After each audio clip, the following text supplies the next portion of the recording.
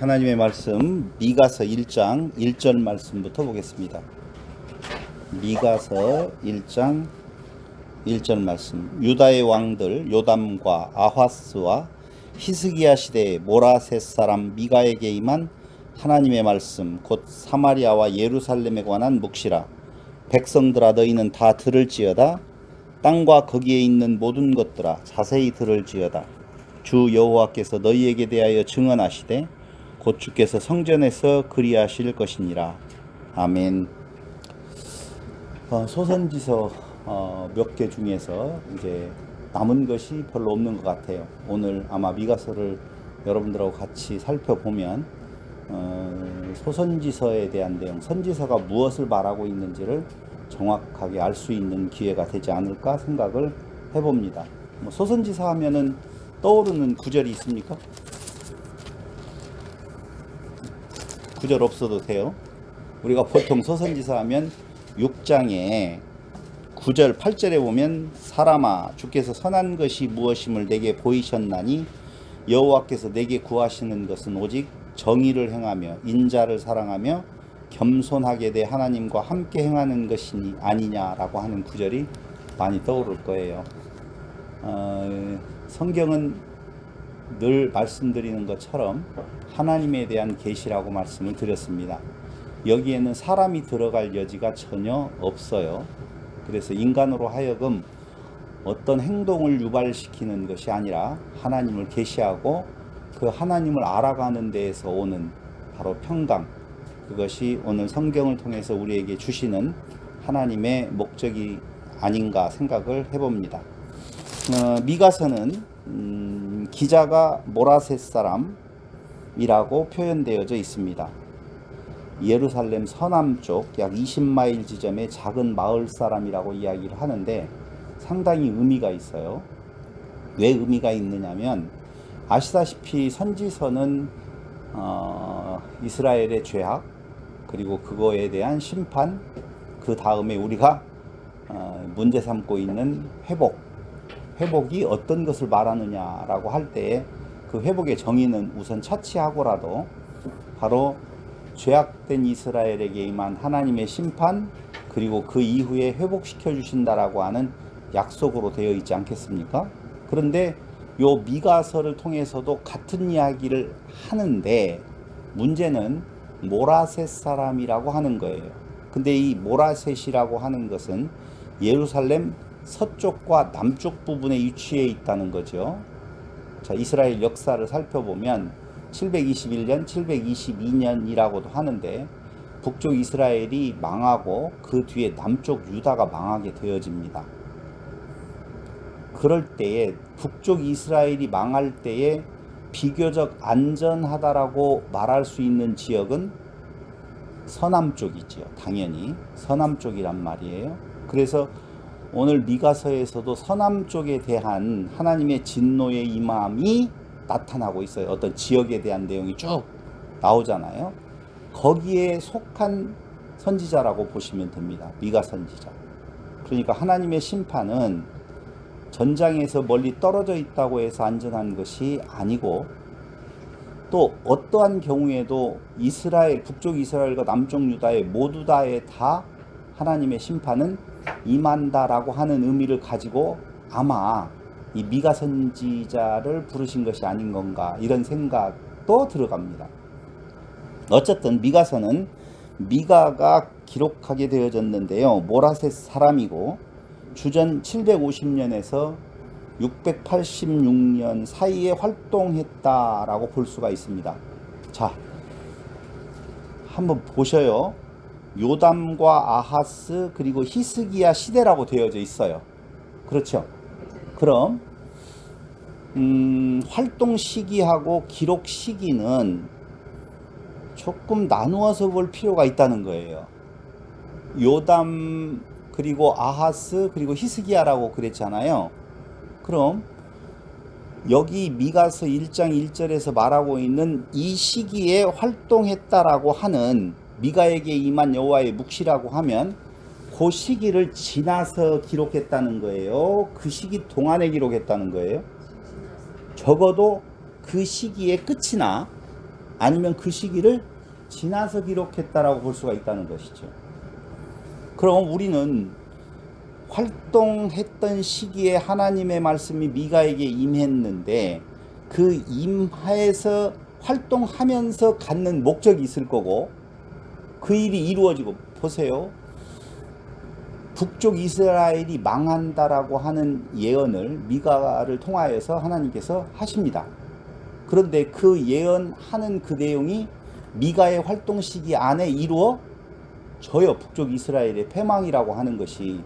그런데 그 북쪽 이스라엘의 패망에 대한 내용이 그 시기의 마지막이나 지나고 난 뒤에 다시 그걸 기록해서 지금 이스라엘 백성들에게 전달해주고 있단 말이에요. 그럼 활동할 때의 목적이 있을 거고 그 일이 다 이루어졌는데 이루어진 일들을 다시 기록해서 그들에게 전하는 목적이 있을 거라는 것이죠. 그래서 다시 한번 이야기를 하면 이사야, 호세야, 아모스와 동시에 활동했던 미가 선지자의 내용이나, 그렇죠, 이사야나 호세아나 아모스 선지자를 통해서 말씀해주고 있는 내용이나 같은 내용일까요? 전혀 다른 내용을 이야기를 할까요? 같은 내용을 이야기를 해요. 같은 내용을. 그런데 한 선지자를 통해서, 적어도 이사야 같은 대선지자를 통해서 이야기를 했다라고 보면 미가 선지자는 뭐 다시 예언하지 않아도 될 것 같은데, 이렇게 많은 선지자들, 대선지자들이 활동했던 시기에 다시 미가라고 하는 선지자를 통하여서 이런 활동을 하게 하고 또 이 책을 기록해서 전달해주는 목적이 도대체 무엇일까라고 하는 것을 우리는 생각해 볼 필요가 있다는 거예요. 어쨌든 선지서에 대한 내용은 구성이 그렇게 되어져 있어요. 이스라엘의 죄악, 그리고 심판, 그 뒤에 회복, 이렇게 되어져 있다는 겁니다. 그러니까 이걸 다른 말로 이야기하면 미가 선지서를 중심으로 해서 놓고 보면 죄악, 그리고 심판, 그리고 7장에서 말하고 있는 소망, 뭐 이런 정도로. 그러나 꼭 그렇게만 구성되어져 있는 건 아니에요.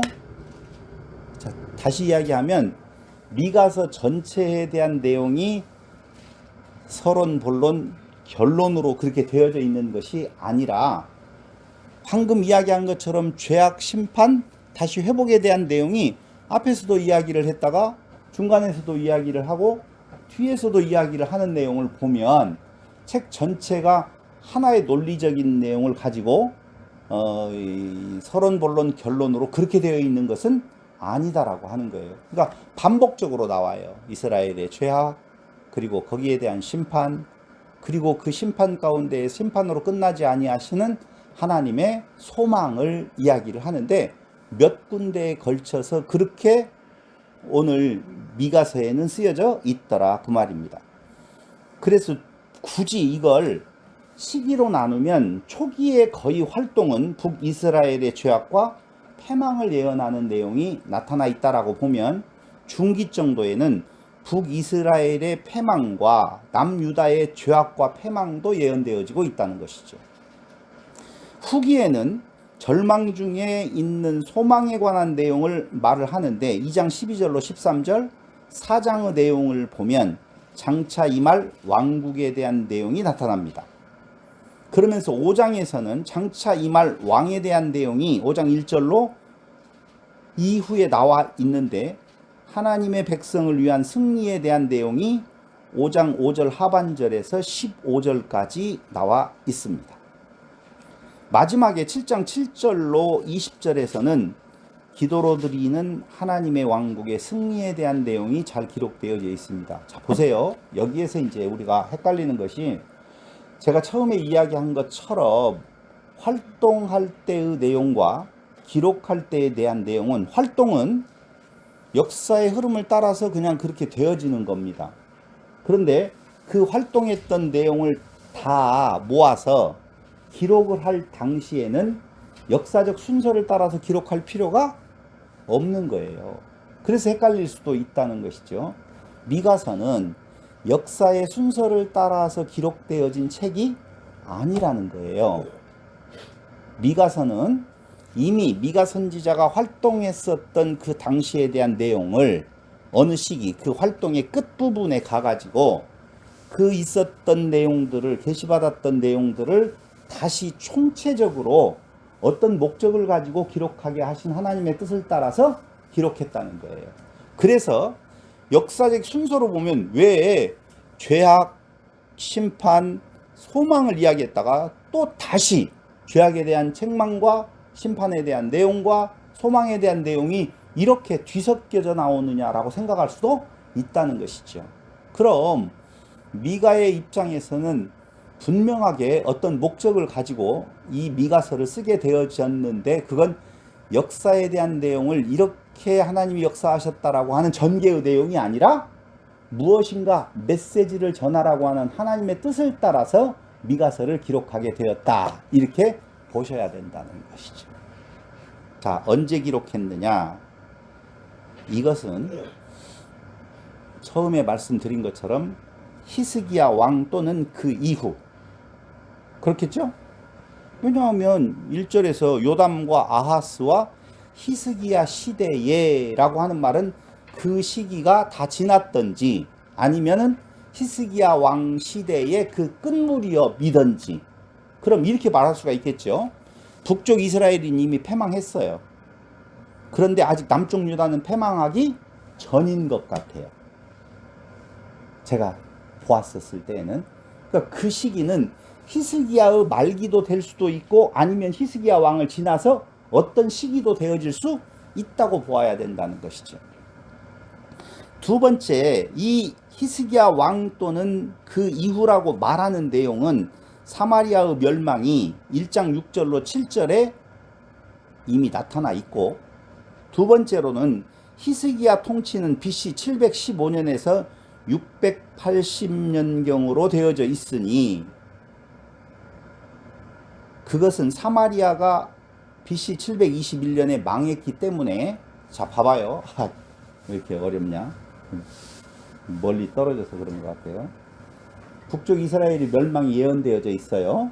히스기야 왕의 통치 시기가 있어요. 그런데 북쪽 이스라엘이 망했어요.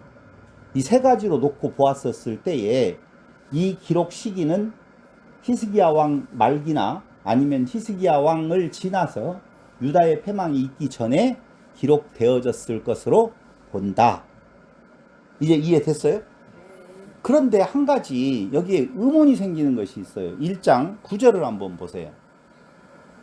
1장 9절. 이는 그 상처는 고칠 수 없고 그것이 유다까지도 이르고 내 백성의 성문 곧 예루살렘에도 미쳤음이니라. 그럼 북쪽 이스라엘이 패망하고 남쪽 유다도 패망했다는 거예요? 패망하지 않았다는 거예요? 그렇죠. 이 미쳤다라고 하는 말이 나가라고 하는 히브리 단어인데요. 미완료형 동사예요. 그러니까 우리는 미쳤다라고 하는 말은 이미 왔다는 말이잖아요. 왔다는 말이죠. 근데 미완료형 동사인데 거기에 원어 성경을 찾아보니까 동사 칼 완료형으로 되어져 있어요. 나가라고 하는 단어는 미완료형 동사인데 완료형으로 쓰여졌다는 거지요. 이게 왜 중요하냐고요? 북쪽 이스라엘의 패망은 확실히 되어졌고 그 패망의 그림자가 거의 완료된 것과 같은 미완료형이에요. 아직 완전히 북이스라엘과 같이 망하지는 않았어요. 그런데 그 망한 것과 같은 상태에 이르도록 지금 되어져 있다 라고 하는 것을 역설적으로 표현하는 동사가 나가 미쳤다라고 하는 동사라고요. 자, 여기에서 무엇을 할 수가 있느냐? 북쪽 이스라엘의 패망을 예언했는데 북쪽 이스라엘의 패망이 있어요. 아직 남쪽 유다는 패망하지는 않았는데 상당히 심각한 상황에 놓여져 있어요. 그 남쪽 유다에게 북쪽 이스라엘의 패망을 통해서 뭔가 메시지를 전하려고 하는 의도가 있다. 너희들도 지금 상당히 심각한 상황에 있다라고 경계심을 발휘하는 메시지를 바라고 있다는 거예요. 요 말이. 이해됐죠? 그런데 기록 시기가 그렇게 되어져 있다면은 예언의 목적, 의도는 어디에 있는가라고 하는 거예요. 자, 우리는 선지서를 공부하면서 뻔한 내용이에요. 너무 뻔해서 죄악, 심판, 그리고 다시 회복 약속, 그렇다면은 회복 약속이 이루어지기 전까지는 그들은 분명히 심판받아서 망한다라는 거잖아요. 그렇죠? 그럼 다시 회복을 약속해 준다는 말은 틀림없이 망해야만이 회복이 있잖아요. 죽어야지 살리는 것처럼 망해야지 회복이 있다고요.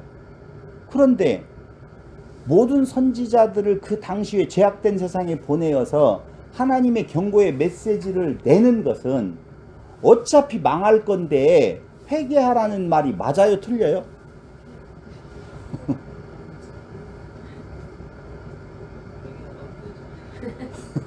그러니까 우리는 신학적으로 너무 잘 알아.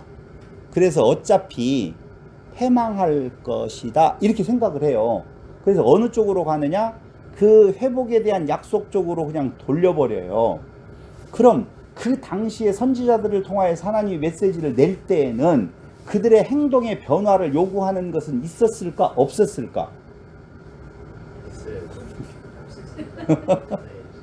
이런 것들이 이제 어려운 거예요. 왜냐하면 선지자들을 많이 보내가지고 그걸 촉구했는데 한 번도 어떤 선지자의 촉구, 변화의 촉구대로 변화된 적이 없다는 거예요. 그런데 하나님은 왜 그렇게 미련스럽게도 다시 선지자를 또 보내고 선지자를 또 보내고 선지자를 또 몰랐겠느냐. 그들이 그 메시지를 전하는 선지자들 오히려 잡아 죽이고 못 살게 굴면서 그 말을 안 들을 줄을 하나님은 몰랐을까 알았을까? 그러면 알았다라고 보면 왜 그 메시지를 전하라고 했을까? 확인사살. 우리의 그런 모습을 알아라. 자, 그래서 우리는 두 가지로 나누어 볼 필요가 있다는 겁니다.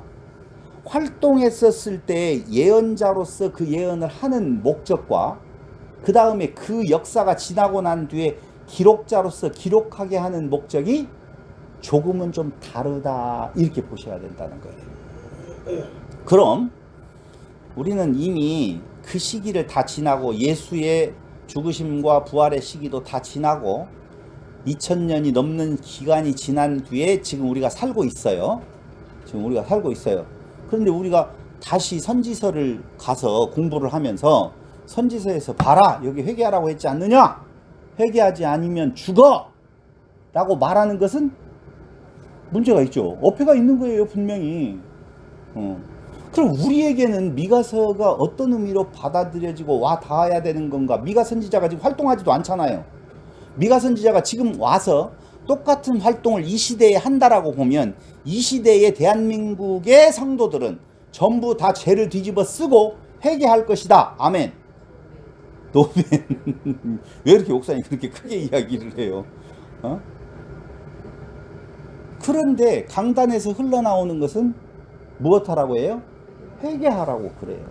하나님의 정확한 메시지가 증거되는 것이 아니라 회개하라고 말하는데 둘 중에 하나예요.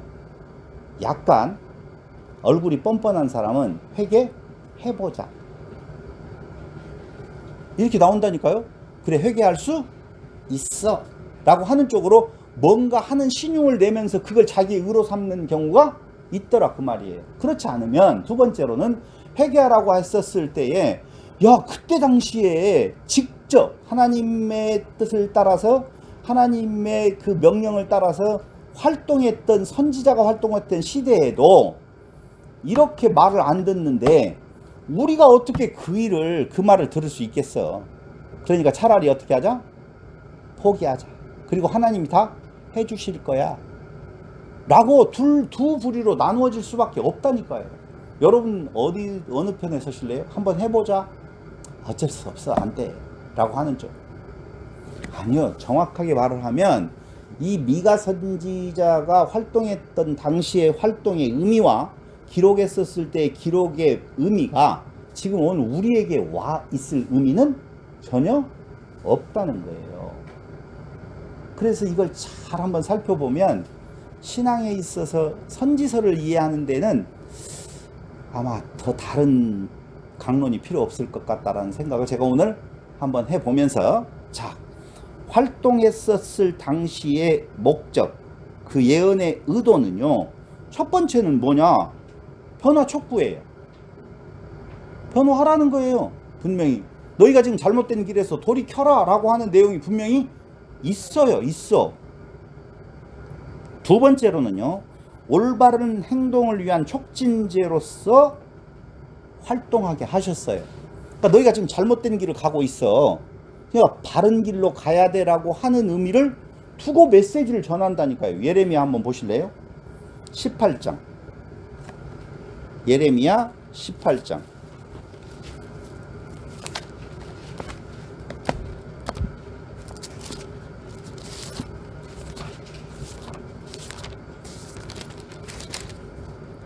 다른데 다 볼 수가 없으니까 18장 5절로 17절을 한번 보겠습니다. 그때 여호와의 말씀이 내게 임하니라. 이르시되 여호와의 말씀이니라. 이스라엘 족속아, 이 토기장이가 하는 것 같이 내가 능히 너희에게 행하지 못하겠느냐? 이스라엘 족속아, 진흙이 토기장이의 손에 있음 같이 너희가 내 손에 있느니라. 내가 어느 민족이나 국가를 뽑거나 부수거나 멸하려 할 때에 만일 내가 말한 그 민족이 그의 악에서 돌이키면 내가 그에게 내리기로 생각하였던 재앙에 대하여 뜻을 돌이키겠고. 행동 변화 있어라 없어라? 있어야 된다라고 말하잖아요. 그러면 내가 내리기로 생각했던 말했던 재앙을 돌이키겠다 이렇게 말을 하잖아요. 느낌 와요? 좀 왔으면 좋겠어요. 우리는 보통 선지서를 볼 때 어쩔 수 없어. 다 그들은 아무리 선지자가 경고해도 잘못된 길로 갈 수밖에 없어 라고 하는 결론을 가지고 있다고요. 그런데 예레미야 선지자를 통해서 말씀하고 있는 것은 너희가 바른 길로 가면 그 민족이 그의 악에서 돌이키면 내가 그에게 내리기로 생각하였던 재앙에 대하여 뜻을 돌이키겠고, 내가 어느 민족이나 국가를 건설하거나 심으려 할 때 만일 그들이 나보기에 악한 것을 행하여 내 목소리를 청종하지 아니하면 내가 그에게 유익하게 하리라고 한 복에 대하여 뜻을 돌이키리라. 그러므로 이제 너는 유다 사람들과 예루살렘 주민들에게 말하여 이르기를 여호와의 말씀에 보라, 내가 너희에게 재앙을 내리며 계책을 세워 너희를 치려 하노니 너희는 각기 악한 길에서 돌이키며 너희의 길과 행위를 아름답게 하라 하셨다 하라. 그러니까 예언 활동을 하는 선지자에게 하나님께서 주시는 메시지는 1번 무엇을 촉구한다? 변화를 촉구하고 올바른 행동을 위한 하나님의 메시지를 전하는 것이다 그 말입니다. 그럼 18장 15절을 한번 보세요. 18장 15절 다 같이 시작. 무릇 내 백성은 나를 잊고 허무한 것에게 분향하거니와 이러한 것들은 그들로 그들의 길 곧 그 옛길에서 넘어지게 하며 곁길 곧 닦지 아니한 길로 행하게 하여 그들의 땅으로 두려움과 영원한 웃음거리가 되게 하리니. 그렇게 잘못된 길을 간다 안 간다? 간다. 자, 잘못된 길에서 돌이켜. 그러나 너희는 잘못된 길을 갈 수밖에 없어. 이렇게 말을 한다는 말이죠. 그럼 말이 안 맞잖아요. 돌이키라고 했으면 돌이키느냐 돌이키지 않느냐라고 하는 그 행동은 이스라엘 백성들이 하는 거잖아요.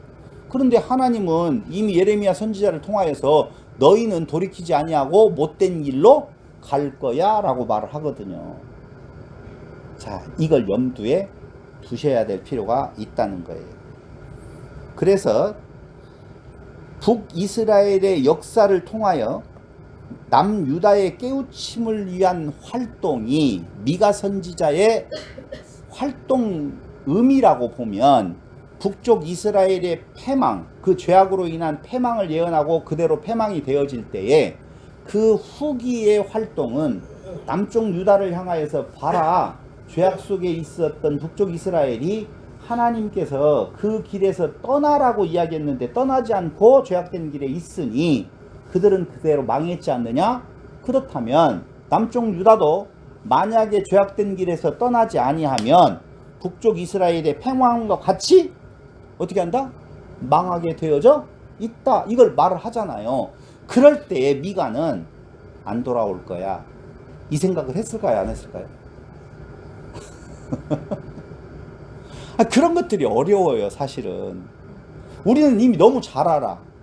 이 시대에 사는 것이 얼마나 큰 복인지 몰라요? 그 당시에 있어서 내가 그 안에 들어가 있는 존재가 아니라 제3자로서 그걸 볼 수가 있어.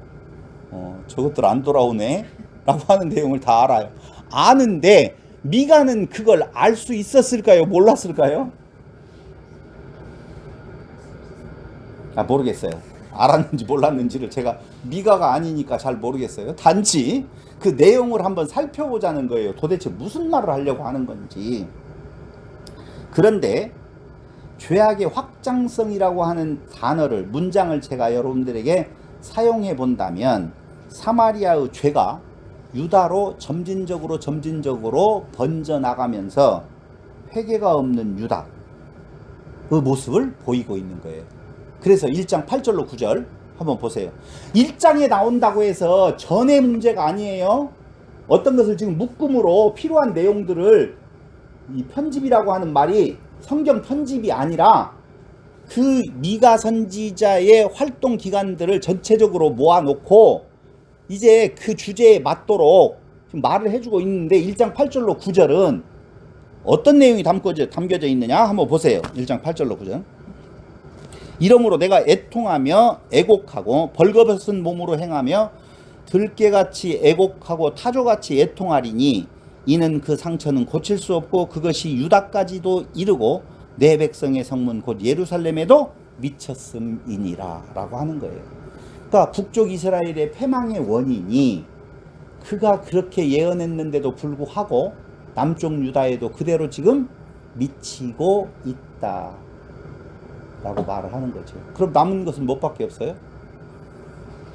북쪽 이스라엘의 패망인 것처럼 남쪽 유다도 패망할 수밖에 없다는 거예요. 이미 1장에서 선언하고 있어요. 북쪽 이스라엘 망했다. 남쪽 유다에 대한 내용도 이렇게 북쪽 이스라엘의 죄의 확장이 일어나서 남쪽 유다까지도 다 죄에 물들었으니 남쪽 유다도 패망하게 되어질 것이다. 그걸로 끝이면 될 텐데 안 끝나요. 참 묘하게 안 끝나요. 자, 보시자고요. 결국 남쪽 유다도 패망하게 되어진다는 말을 1장 10절로 16절에 보면 이게 무슨 말인가 여러분들 궁금하지 않으셨어요? 1장 10절 한번 보세요. 가드에 알리지 말며 베들레아 브라에서 티끌에 굴렀도다. 사빌 주무나 사난 주민은 베데셀 애곡 그리고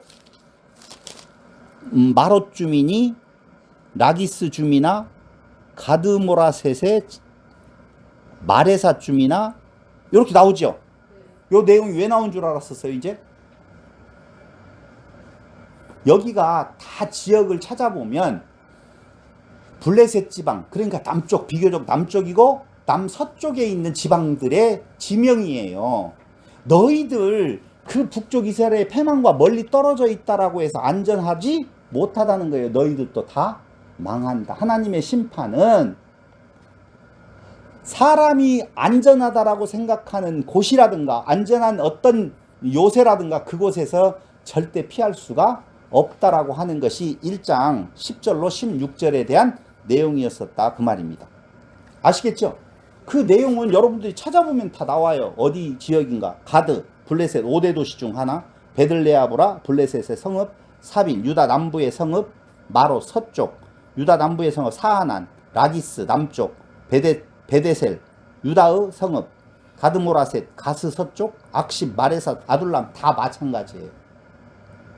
하나님의 심판은 북쪽 이스라엘뿐만 아니라 남쪽 유다에도 다 미치게 되어져 있다라고 말을 하면서 결국은 활동한 당시에 그 활동하는 목적, 의도는 어디에 있는 건가? 그들의 변화를 촉구했다라고 하는 내용.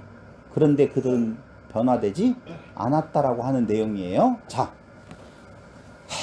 미가 선지자가 활동했었던 당시를 정리해 보겠습니다. 그는 모라셋 사람, 비교적 남쪽 사람이었었어요. 근데 그 남쪽 사람으로서 북쪽 이스라엘에 가서 활동을 했어요. 그런데 그 경고를 받아들이지 아니하고 그들은 죄악된 일로 달려가 버렸어요.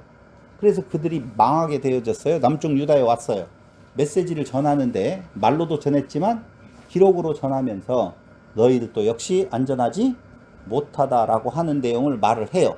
그럼 그때 그 말할 당시에는 그들의 변화를 생각하면서 말을 했겠느냐 그 말이에요. 변화를 생각하면서 말을 하는데 변화되어지지 않아요. 그럼 미가 선지자도 절망에 빠질 수밖에 없단 말이에요. 그 절망에 빠진 미가에게 하나님께서 새로운 소망을 주더라라고 하는 거예요. 그 소망이 뭐냐 이거죠. 그 소망이. 그래서 기록하는 목적이 좀 달라요. 조금 달라요. 활동했었을 당시의 목적과 기록하는 목적이 좀 달라서 기록하는 목적의 결론은 뭐예요? 소망이라니까. 하나님의 사랑이 그들에게 소망이 되어진다는 것을 말을 해주고 있다는 거예요. 다시 한번 정리해 볼게요. 다시 한번 정리해 볼게요. 북쪽 이스라엘이 죄악 가운데 있어요. 미가 선지자를 보내어서 죄를 책망을 해요. 돌아서라, 변화를 가져와라 라고 하는데 변화되어지지 않아서 북쪽 이스라엘은 결국은 패망하게 되어졌어요. 근데 그 패망하는 내용을 보고 다시 남쪽 유다에 와서 북쪽 이스라엘의 사건을 가지고 남쪽 유다 사람들에게 너희들 이러면 안 된다라고 하나님의 메시지를 전해요. 그런데 남쪽 유다도 돌아설 기미가 없어요. 그 돌아설 기미가 없었을 때에 하나님의 심판을 선포하면서 그 후기에 미가 선지자에게 임한 하나님의 사랑, 그 사랑이 뭐예요? 회복에 대한 약속을 같이 전하더라 그 말입니다. 이 기록 목적과 활동 목적이 좀 차이가 있다는 것을 우리는 알 수가 있다는 겁니다. 그럼 우리는 미가서를 볼 때 활동할 당시의 내용을 보고 있어요? 기록할 당시의 모습을 보고 있어요? 그렇죠. 기록할 당시의 내용을 지금 보고 있는 거예요. 그러니까 우리는 이미 알아요. 어떤 인간도 하나님의 법을 따라서 행할 수 있는 존재가 아니더라 라고 하는 사실을 알게 되어지더라 그 말입니다. 그런데 그 알았었을 때 임하는 것이 심판이라는 것은 너무 잘 알고 있는데 우리는 자꾸 그 말씀을 보면서 무슨 생각을 하느냐면은 야 그때 그 진짜 선지자가 그들에게 메시지를 전했었을 때에도 그 메시지를 전하는 목적대로 따르지 않았던 그들의 행동을 우리가 지금 한번 해보자라고 덤비는 경우가 있다니까. 미가서를 통해서 말하려고 하는 것은 우리의 그 행동을 유발하는 것이 아니라 하나님의 소망을 전해주고 있다는 거예요. 인간은 어떤 존재냐라고 하는 것을 알려주고 거기에 임하는 하나님의 사랑은 이런 것이다라고 하는 내용을 미가 선지서를 통해서 우리는 알아야 되는데 자꾸 구절 한 구절씩을 잡아다가 이러면 안 된다, 저렇게 해야만이 된다라고 하는 이야기들을 자꾸 전하면 둘 중에 하나, 다 같이 시작. 간 큰 인간은 한번 해보자. 간 작은 인간은 뭐라고 했어요? 해볼까? 해볼까? 절망 중에 포기해버리죠. 그래서 성경은 안 맞는다는 거예요. 할 수 없는 일을 하라고 한다는 것이죠. 그러니 젊은이들이 자꾸 교회를 떠나갈 수밖에 없다는 것입니다. 이단이 판치는 이유는요, 딱 하나밖에 없어요. 성경이 성경대로 우리 강단에서 흘러나가지 않다 보니까 그 틈새를 타고 야, 한 번 구원은 영원한 구원이야 라고 이야기를 하면서 여기에는 진짜가 있어. 뭐 실상이 있다나 어쩐다나.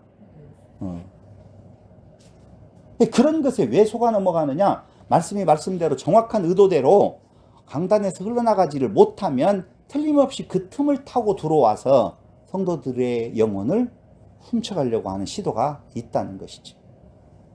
자, 그렇다면 도대체 그때의 시대 상황과 이스라엘 유다의 죄는 도대체 무엇이냐 하는 거예요. 미가서는요, 세 부분으로 나누어도 좋다라고 할 정도로 딱 나누어져 있어요. 무슨 단어로 나누어져 있냐면은 다 같이 공부했으면 예? 심판? 아닌데 단어가 있는데 거기 1장 2절에 보세요. 백성들아 너희는 다 들을지어다. 샤마라는 단어거든요. 샤마, 쉐이마 뭐 히브리어를 우리가 어떻게 발음을 잘하겠어요. 그냥 사전에 나와 있는 대로 하면 샤마라고 하는 단어인데요. 1장 2절에 샤마라고 되어 있고 3장 1절 한번 보세요. 내가 또 이르노니 야곱의 우두머리들과 이스라엘 족속의 통치자들아 들으라. 이것도 샤마예요. 들으라. 그 다음에 6장 1절에 한번 보세요. 뭔가 중요한 변화가 올 때에는 요 말을 꼭 써요. 6장 1절에도 마찬가지로 너희는 여호와의 말씀을 들을지어다. 샤마라고 하는 단어를 세 부분에서 쓰면서 뭔가 중요한 말을 할 테니까 잘 들어봐라 라고 하는 의미가 있겠지요. 그럼 그때의 시대 상황은 도대체 어땠길래 그것을 미가 선지자는 죄로 정하고 있는 건가? 이스라엘과 유다의 죄라는 거예요. 한번 물어봅시다. 죄는 왜 죄지요? 인간의 것이 죄라고요? 너무 잘 맞춰가지고. 자, 오늘은 신학적인 죄가 아니라 문법적인 죄를 한번 물어보도록 하겠습니다. 죄는 왜 죄지요? 사익을 추구하는 사익을 추구하는 것이 죄다. 죄는 법 플러스 불순종이다. 이렇게 다 이야기를 해요. 법이 없으면 죄가 안 돼요. 죄송해요. 길가에 가다가 소변을 누워요. 죄 아니에요? 조상방뇨. 노상방뇨는 무슨 죄? 경범죄. 맞아요. 경범죄. 예? 환자라고요? 전립선? 그럴 수 있겠네요. 그래도 경범죄는 죄예요. 죄예요. 그런데 동물이 가다가 오줌을 쌌어요. 죄 아니에요? 아니에요. 없어요. 개에게 노상방뇨죄가 법이 없다니까요. 돈을 못 받으니까. 구원을 못 받으니. 돈을 못 받아. 본을 못 받아? 네. 아, 뭔 말인지 몰라도 너무 훌륭한 말을 갑자기 해가지고 걔한테는. 그래서 일반적인 죄 하면은 법 플러스 뭐라고요? 불순종이다. 이렇게 우리는 정의 내릴 수가 있다는 것이지요. 그럼 보세요. 법 하면은 무슨 법? 율법. 율법이잖아요. 율법이죠. 율법은 10계명으로 놓고 보았을 수도 있고 10계명을 딱 둘로 나누면 다 같이 시작. 하나님 사랑. 이거 모르면 사람도 아니에요. 하나님 사랑, 이웃 사랑. 하나님 사랑, 이웃 사랑. 오늘 중요한 이야기 나가요. 여러분. 정말 중요한 이야기 나가요. 율법은 하나님 사랑, 이웃 사랑. 그 외에 다른 법이 있어요? 없어요. 그러니까 이스라엘의 죄, 유다의 죄는 하나님 사랑 안 했던지 이웃 사랑이 안 되었던지예요. 너무 간단한 이야기라니까. 그렇게 하나님 사랑 중에 여러 가지가 있지만 서너 가지가 있죠. 우상 섬기지 말아라, 뭐 다른 신을 섬기지 말아라, 만들지 말아라, 이런 내용 있잖아요. 우상 숭배가 왜 죄가 돼요?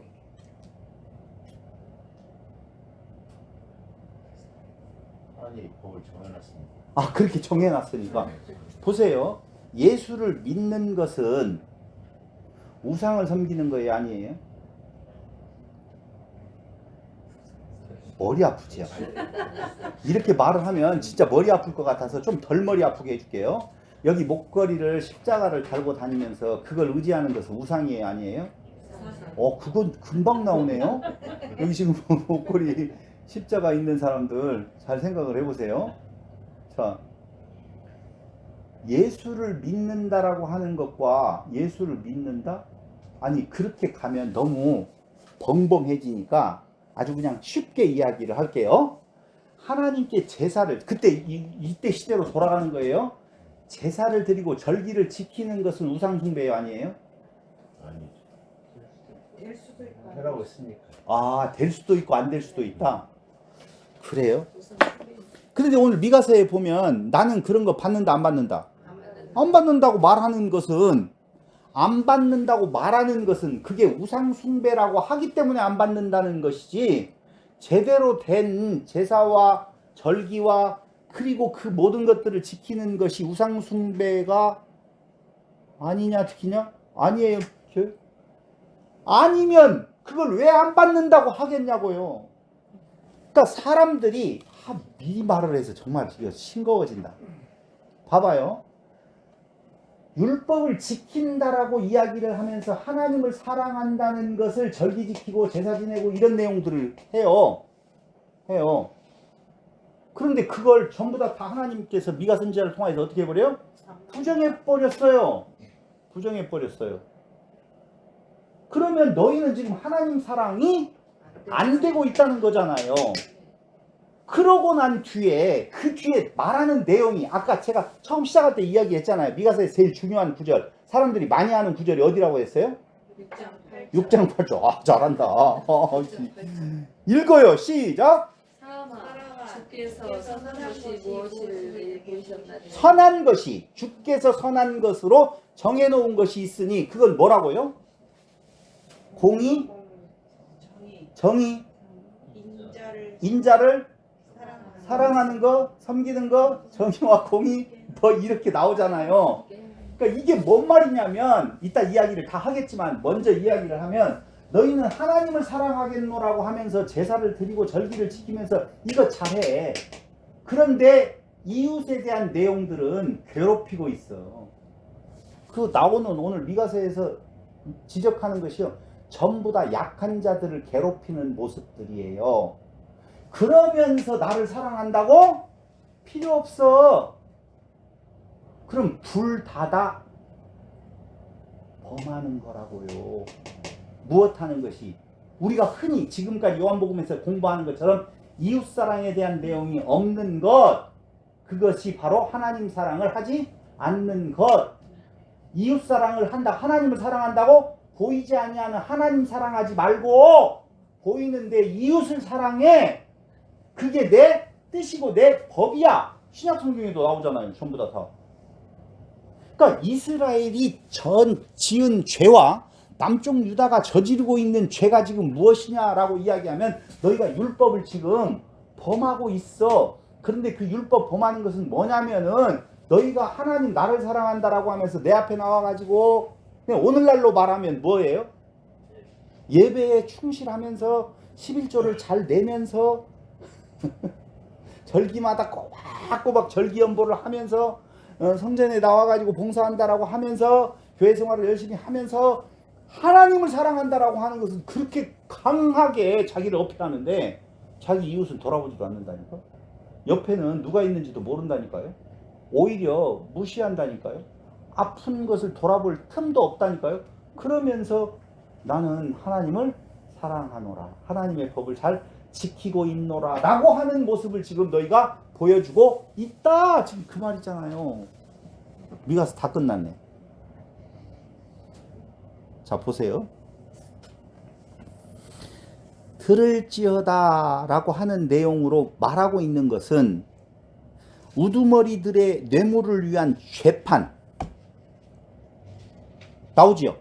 읽어봤으면 잘 알아요. 제가 굳이 몇 절 안 읽어보더라도 여기 우두머리라고 하가 표현되어져 있는 로슈라고 하는 말은 왕 관료예요. 그러니까 그 시대의 왕과 관료들, 관직에 있는 자들은요, 뇌물을 위해서 재판을 한다니까요. 그렇게 나와요.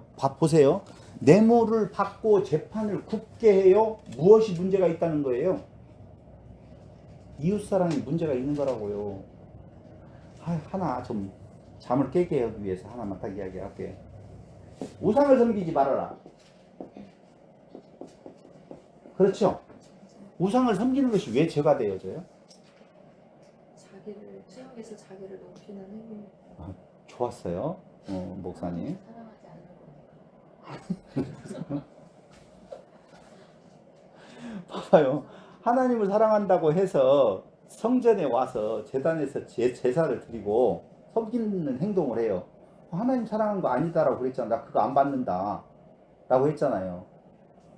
스스로 하나님 자리에 올라가는 합쳐놓고 보면 우상이 따로 없어요. 원래 다른 신이 없는데 무슨 우상이 있겠어요? 우상이 없다니까. 그러니까 우상이라고 하는 것은 자기를 투영한 거예요. 아니, 가나안의 신은 우리가 잘 알고 있는 것처럼 바알이잖아요. 바알이 존재해요, 안 존재해요? 존재하지 않아요. 근데 바알이라고 하는 그 존재를 만들어 놓고 자기를 투영을 해요. 그래서 그 자기가 투영되어질 때 그 바알을 통해서 얻으려고 하는 것은 나에 대한 풍요로움이에요. 나가 있는 거예요. 거기에는 너는 없다니까. 나의 풍요로움은 그 땅에서 얻어지는 소산과 이웃의 것을 빼앗음으로 인하여서 오는 풍요로움이라고요. 그러니까 우상을 섬긴다라고 하는 것은 자기의 풍요로움을, 자기를 섬기는 거라고 말씀을 지금 제가 몇 번 드리잖아요. 그러니까 우상을 섬기지 말라고 하는 말은 하나님, 부처, 이걸 지금 자꾸 우상으로 생각을 한다니까요. 사람들이 거의 생각을 할 때. 부처는요, 우상도 아니고 신도 아니고 아무것도 아니에요. 석가모니는 그냥 인간으로 있다가 죽은 사람이라고요. 그런데 석가모니라고 하는 존재를 신격화시키는 것은 그 절대적인 의미를 그에게 부여해 놓고 그를 통해서 자기 이권을 챙기려고 하는 자기 사랑이라니까요. 자기예요. 결론적으로 말을 하면. 여러분, 살아있는 목사에게 잘하는 의미가 뭐예요? 안수 받으려고요. 잘 좀 가. 여러분, 샤먼이라는 말이 뭔 말인지 알죠? 샤먼. 무당이라는 말이에요. 무당. 샤먼. 샤머니즘이라고 할 때 이 샤먼은 무당이에요. 그러니까 보이지 아니하는 하나님, 저기 보이네. 예수님. 보이지 아니하시는 하나님에게는 너무 멀어. 그러니까 중간에 조금 신령한 어떤 존재, 인간으로서의 존재를 중간에다 놓아두고 그 중간 존재를 통해서 하나님에게 바로 가면 어떻게 하면은 잘못 말하다가는 저주가 바로 임할 수도 있으니 중보자라고 하는 개념을 놓아두고 그를 통하여서 조금 저주는 걸러내고, 그것이 천주교에서 말하고 있는 내용이라니까요. 뭐예요? 직접 하나님께 말하는 것은 너무 위험도가 높으니 누구를? 마리아 아니면 성이라고 붙어있는 신부들의 어떤 존재들을 통하여서, 성 프란체스카라든가 이런 자들을 통하여서 복은 내게 임하고 저주는 좀 걸러내 주세요 라고 하는 자기 사랑으로부터 출발되어지는 거라니까요.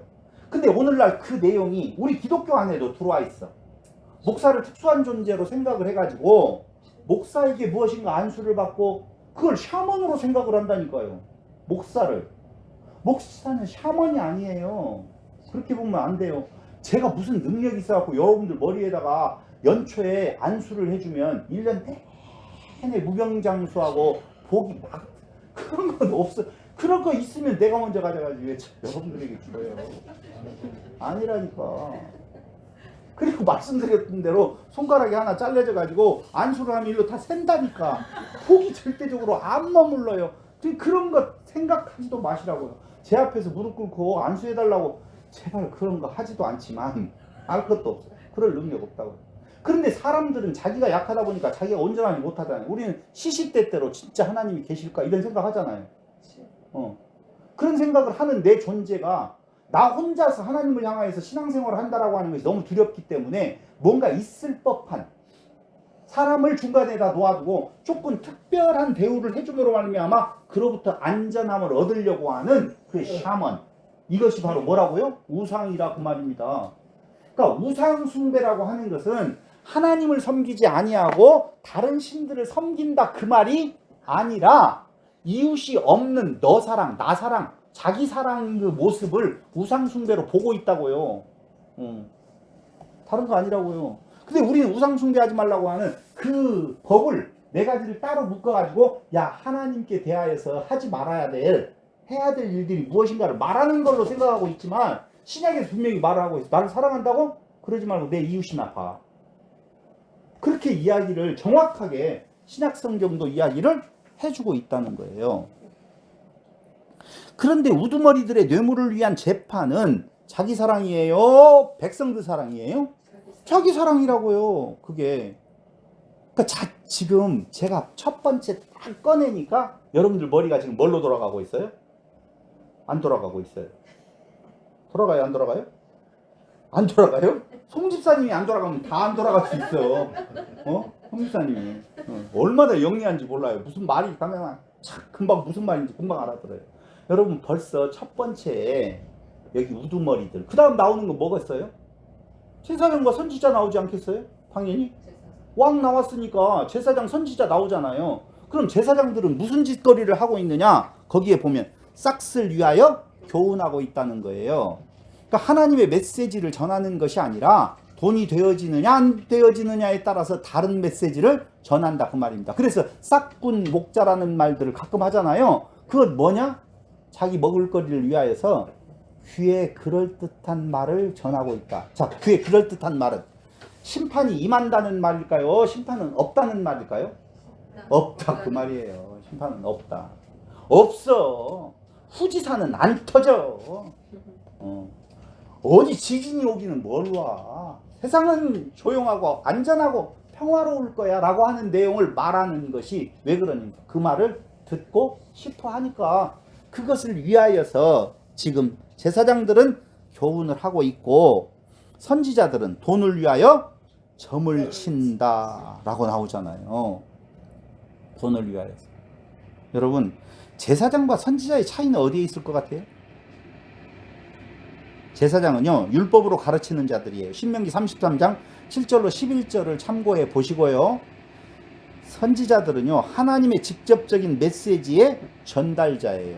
그럼 우두머리라고 하는 왕과 관료 그리고 제사장이라고 하는 존재들 선지자라고 하는 그 당시에 기름 부어 세운 자들이잖아요. 왕, 선지자, 제사장은. 그러한 자들이 하나님의 뜻을 따라서 약한 자들을 위해서 자기의 직을 감당하는 것이 아니라 약한 자 누구누구를 말아요? 다 같이 시작. 고아와 과부와 나그네와 여러 그 당시에 소외받는 존재들이 있었다는 말이에요. 그들을 위하여서. 그럼 이상해요. 사람이 힘을 가지면은요 교회가 처음 개척할 때는 다 거의 개척교회에 누가 오겠어요? 약한 자들이 오지. 그렇지 않겠어요? 약한 자들이 와서 이제 교회가 조금 된다. 그러면 이제 조금 있는 자들이 와요. 국회의원이 우리 교회에 한 명 왔다. 그럼 막 맨발 벗고 나가서 맞이할 뿐만 아니라 3월 10일 날은 월요일이죠. 노회에서 이번 3월 원래에는 우리 교회에서 하자고 정해버려가지고 이번 노예에 갔더니 발표를 해버렸어요. 큰일 났어요. 나 어떻게 될지 모르겠어요. 그때 우리 교회에 국회의원이 한 명 있다. 그럼 논하지요. 아 논한다는 말을 여기서 왜 하냐. 그럼 국회의원이 한 명 들어오면은요 하나님의 은혜가 하늘에 뻗쳤다라고 아마 이야기를 하게 될 거예요. 그런 경우가. 국회의원 척하세요. 배지 여기다 노란 거 좀 달고 그러다가 사칭으로 걸리면 큰일 나요. 여러분 그런 상황에 있다 그 말입니다. 지금 이스라엘과 남쪽 유다가 하는 행위를 보면 자 이제 눈치챘죠. 뭔 말인지. 뭐예요? 죄악이? 예? 왜 그러죠? 이웃사랑이 없는 것. 당시에 소외된 자들을 돌아보지 않는 것. 오히려 그들을 저울을 속이면서 그들을 더욱더 등쳐먹는 것. 그러면서 가진 자들, 힘이 있는 자들에게 뭐라고 이야기를 하고 있는 건가? 재앙이 우리에게 임하지 않는다. 미가서 2장 6절 보세요. 그들이 말하기를 너희는 예언하지 말라. 이것은 예언할 것이 아니거늘 욕하는 말을 그치지 아니한다 하는도다. 너희 야곱의 족속아 어찌 이르기를 여호와의 영이 성급하시다 하겠느냐? 그의 행위가 이러하시다 하겠느냐? 나의 말이 정직하게 행하는 자에게 유익하지 아니하냐? 이것은 다른 말로 이야기하면, 풀어서 이야기하면 재앙이 있다 없다? 없다. 없어. 그런 일 안 일어나. 망한다고? 천만의 만만의 말씀이야. 너 지금 망함을 전하고 있는 네가 너 가만히 안 놔둘 거야. 그래서 선지자들을 다 핍박하는 거예요. 참 선지자들을 핍박하는 이유는 싫은 소리를 한다는 거예요. 그럼 선지자들이 하는 이야기에 대한 내용이 뭐냐? 그들의 죄를 지적하고 있잖아요. 그들의 죄는 기득권자들이 자기들의 이득을 위하여서, 자기들을 위하여서 가난한 자, 소외받는 자, 없는 자, 약한 자들을 등쳐먹고 있다는 거예요. 그게 그 사회의 죄라고요. 이렇게 하면 또 무슨 말이 나올 줄을 제 머리가 커서 상상이 되어지지만 아직 이야기를 안 하도록 하겠어요. 그냥 순차적으로 지금 나가야 되니까. 그러면서 미가서에 나타난 죄를 우리가 하나하나 따져본다라고 보면, 자, 무슨 죄를 지금 지적하고 있는지 봐야 될 거 아니에요. 미가는 도대체 이 북쪽 이스라엘과 남쪽 유다를 향하여서 어떤 죄가 있다고 말을 하는지 한번 살펴볼 필요가 있다는 거죠. 1장 5절. 종합적으로 나와요. 1장 5절에는 이렇게 나와요. 이는 다 야곱의 허물로 말미암음이요 이스라엘 족속의 죄로 말미암음이라. 야곱의 허물이 무엇이냐? 사마리아가 아니냐? 야곱의 허물이 뭐래요? 사마리아래요. 근데 사마리아에서 나타나고 있는 것이 다 이스라엘의 죄의 모습이에요. 그건 뭐라고 이야기했어요? 가난한 자, 약자, 기득권자들이 그들을 핍박하고 오히려 그들을 등쳐먹고 그들을 더욱더 어렵게 만드는 것이라 그 말입니다. 기름 부음 받은 자들은 무엇을 해야 되느냐? 기름 부음 받은 자들 무엇 해야 되죠? 무엇 해야 돼요? 미리 이야기를 할까요? 요한이 당신이 그입니까? 다른 일을 기다려야 됩니까? 라고 말할 때 뭐라고 말을 했어요?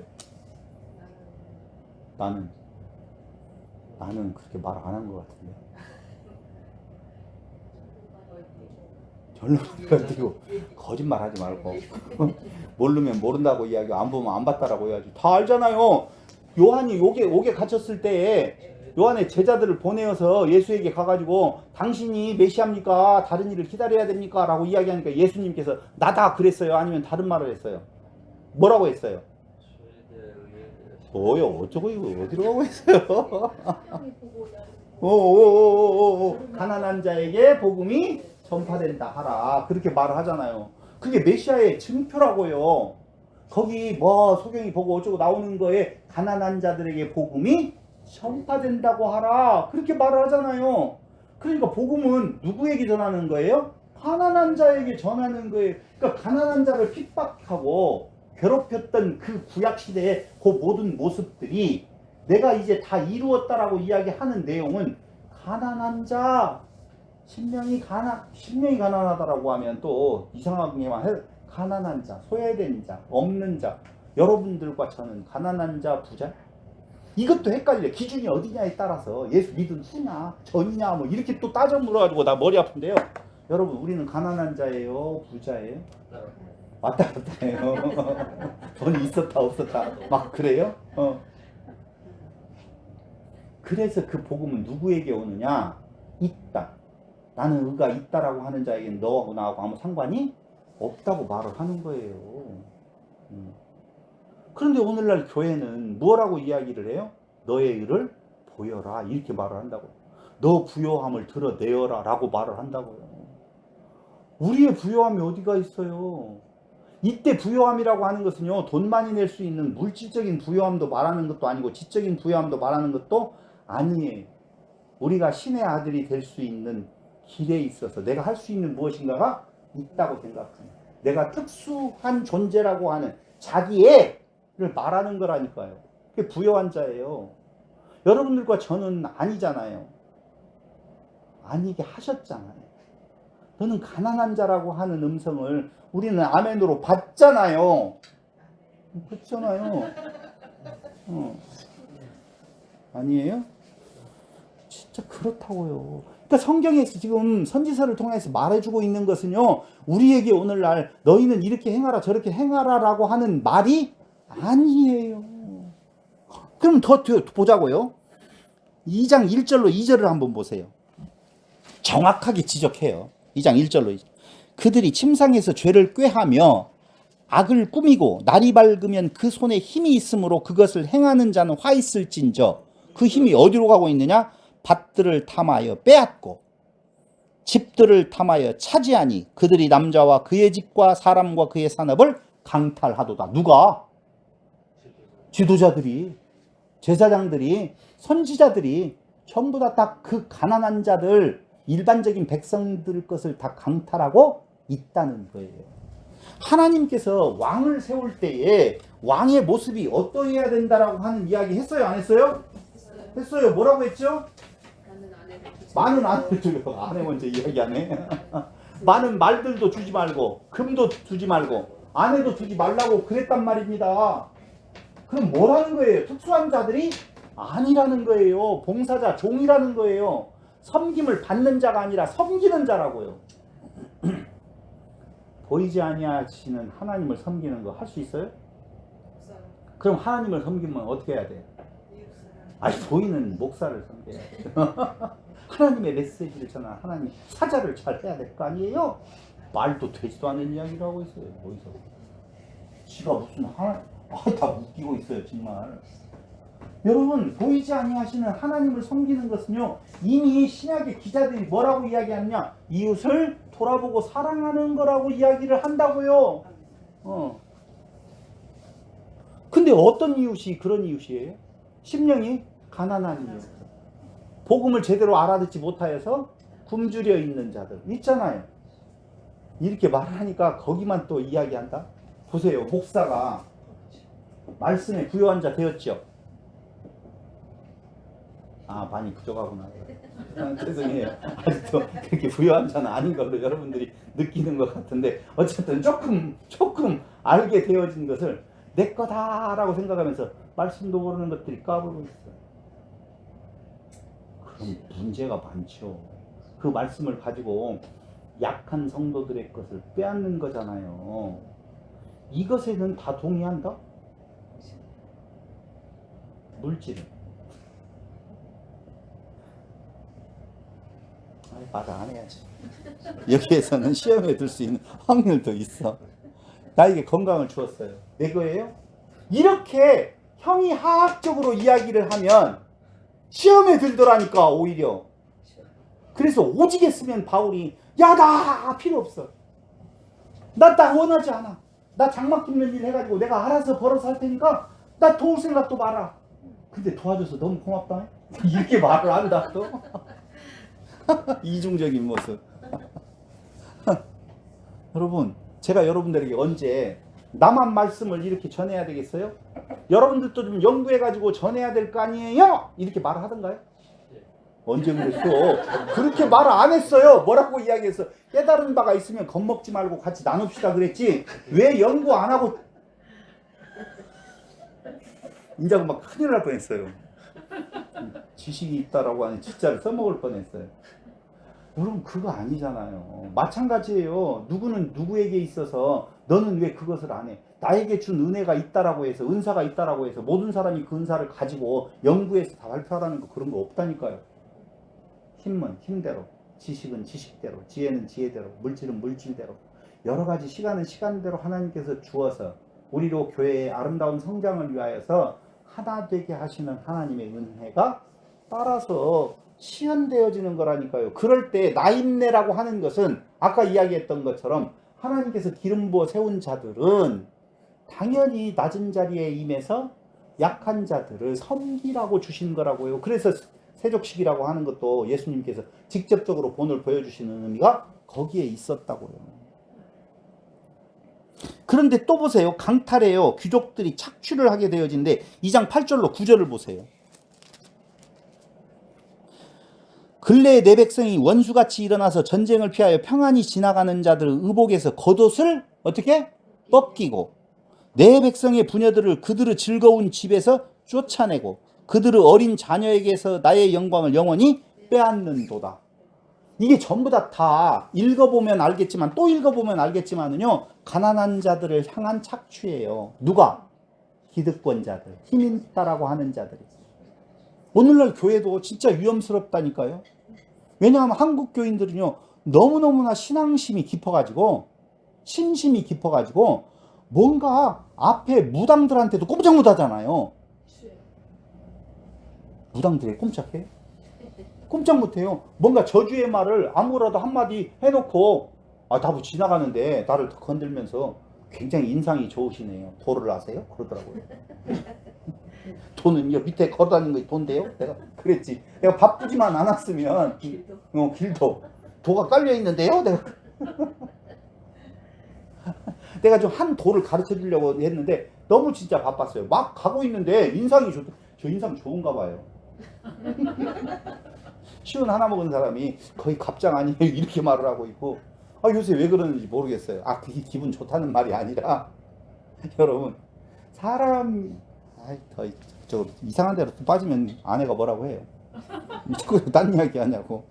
3장 보세요. 3장 2절로 3절 2절로 3절. 너희가 선을 미워하고 악을 기뻐하여 내 백성의 가죽을 벗기고 그 뼈에서 살을 뜯어 그들의 살을 먹으며 그 가죽을 벗기며 그 뼈를 꺾어 다지기를 냄비와 솥 가운데에 담을 고기처럼 하는도다. 진짜 가죽을 벗기는 일이 있을까요? 하루하루를 살아가는 것이 죽을 맛으로 살아가는 사람들이 굉장히 많거든요. 현대 사회도 그렇지만 그때 당시에는 오지겠겠어요? 그런데도요, 우리 오영주 성도님이 지난번에 이야기한 것처럼 과부의 두 랩돈을 칭찬한다라고 하면서 그것까지 싹 벗겨 먹으려고 하는 종교 지도자들의 이 못된 습성이 진짜 살갗을 벗기는 것 같은 일들을 그때 당시에 종교 지도자들은 저지르고 있어요. 사람같이 안 봤어요. 기타의 백성들. 그런데 생각을 해봐요. 지도자들이 일반 백성을 볼 때 짐승보다도 낮게 보는데 하나님이 우리를 보는 것은 이가하고는 비교할 수 없잖아요. 그런데도 우리는 하나님께는 달라들어요. 덤벼들어요. 하나님 바꿔놓고 생각해달라고 하면서 내가 이렇게 했으면 하나님도 뭔가를 좀 보여줬어야 되고 이 정도로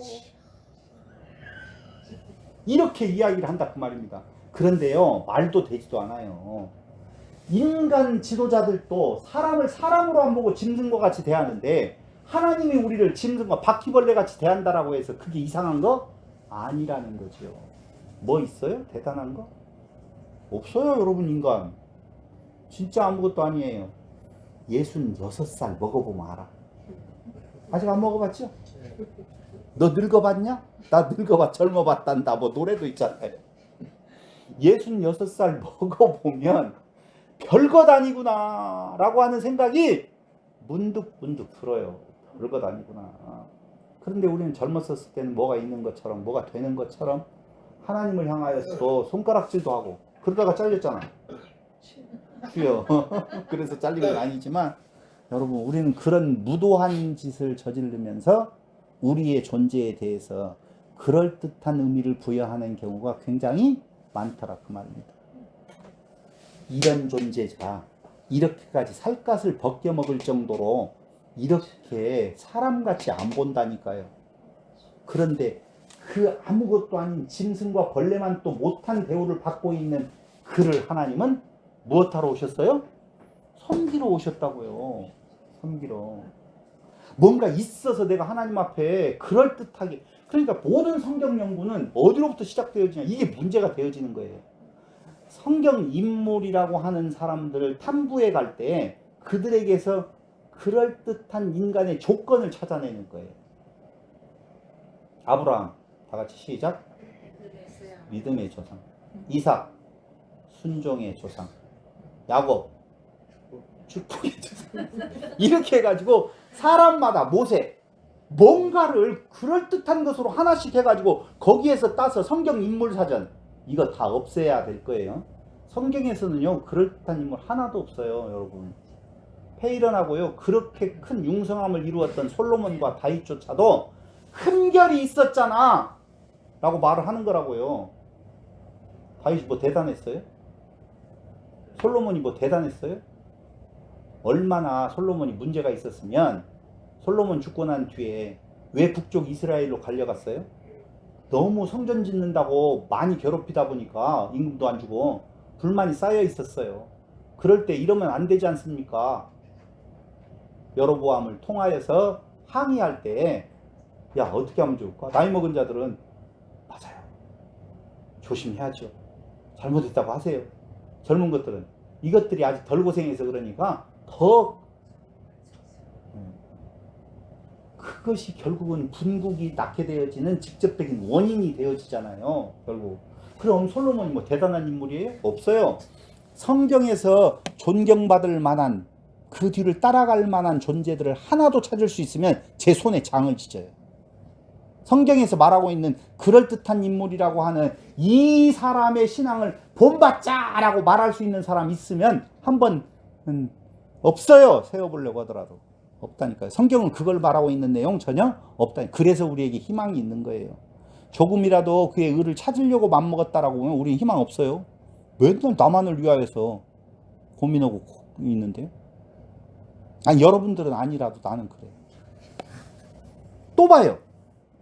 11장 중반절, 3장 11장 중반절에 보면 그들의 우두머리들은 뇌물을 위하여 재판하며 그들의 제사장은 싹스를 위하여 교훈하며 그들의 선지자는 돈을 위하여 점을 치면서 또 여호와를 의뢰하여 이르기를 여호와께서 우리 중에 계시지 아니하냐 재앙이 우리에게 임하지 아니하리라 하는도다. 여호와께서 우리 중에 있는데 그 우리 중에 계신 주님이 어떻게 해요? 여호와께서 우리에게 재앙을 다 내리지 아니하도록 막아주셔.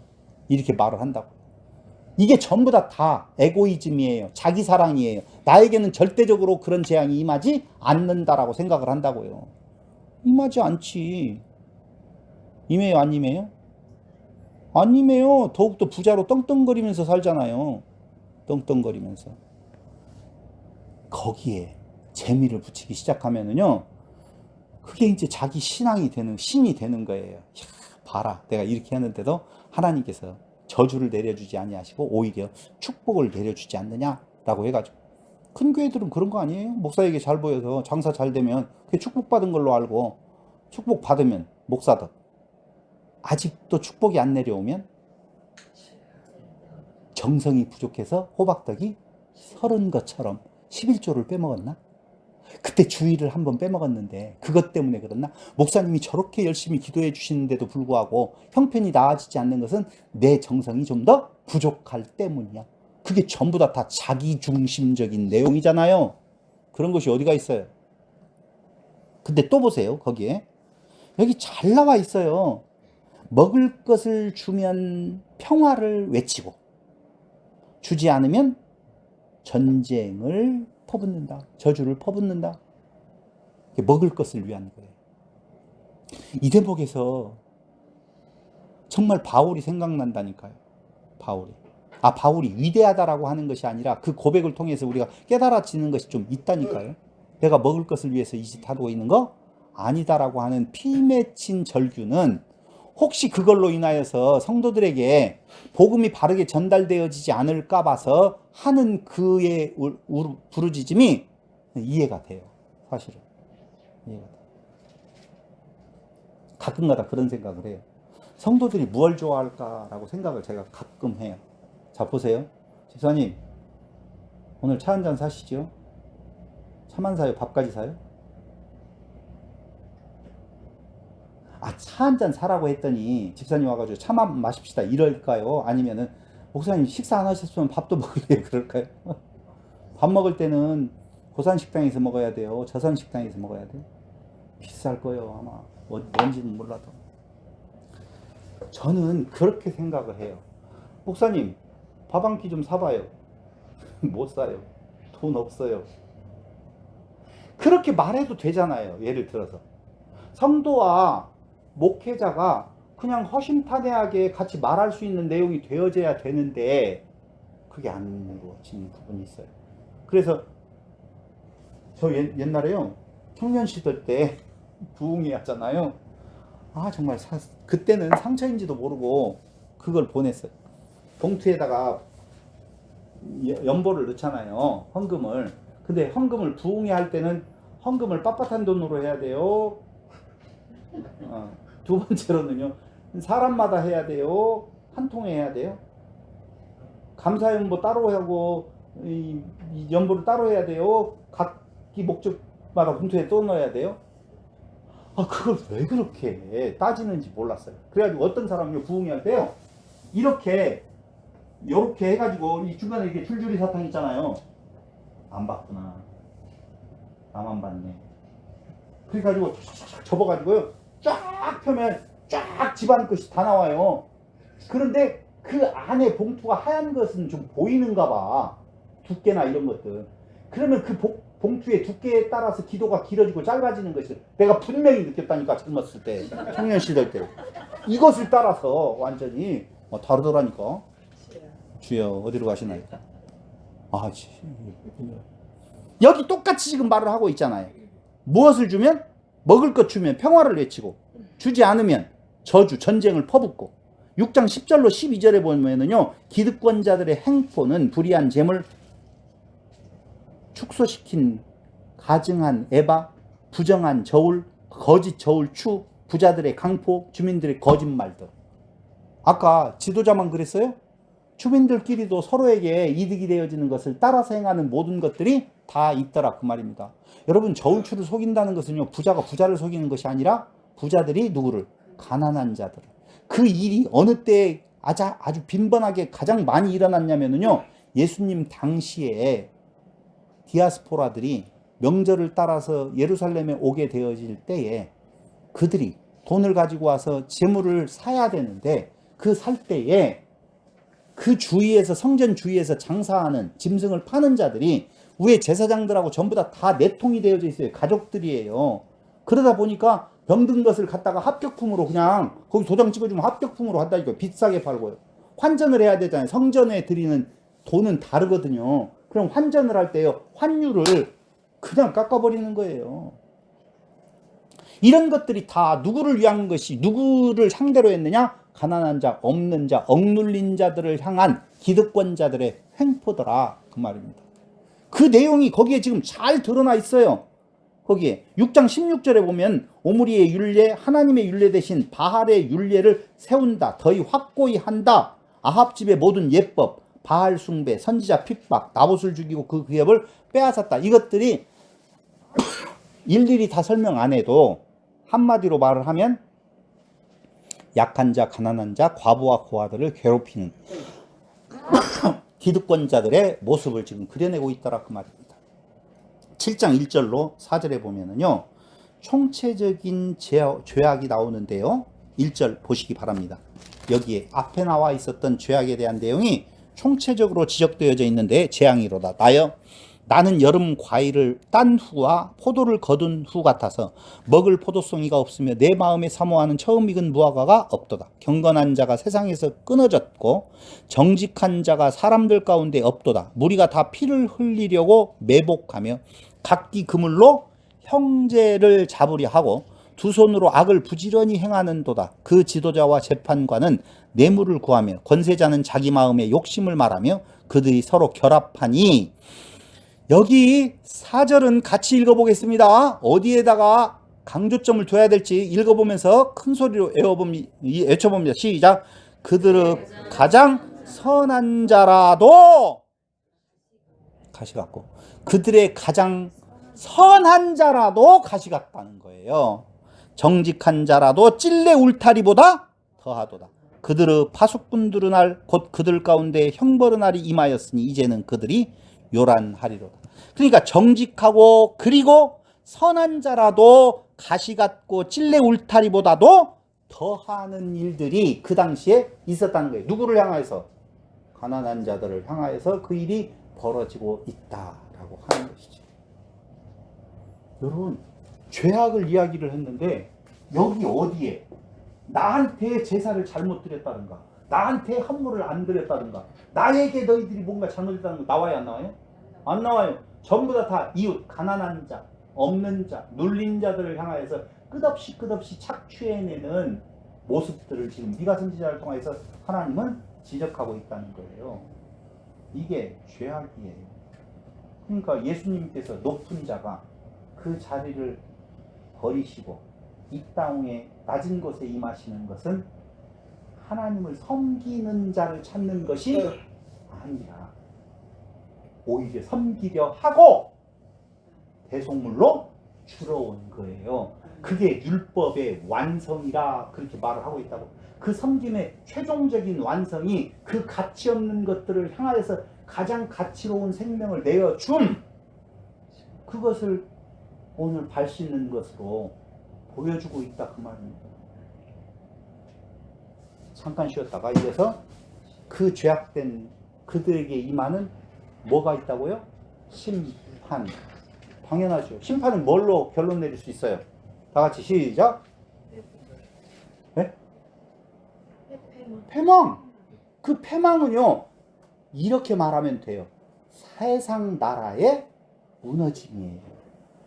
그럼 다시 회복을 시켜준다는 말은 내용은 회복 같은데 전혀 다른 나라가 세워질 것을 지금 말을 해주고 있다. 잠깐 쉬었다가 이어가겠습니다.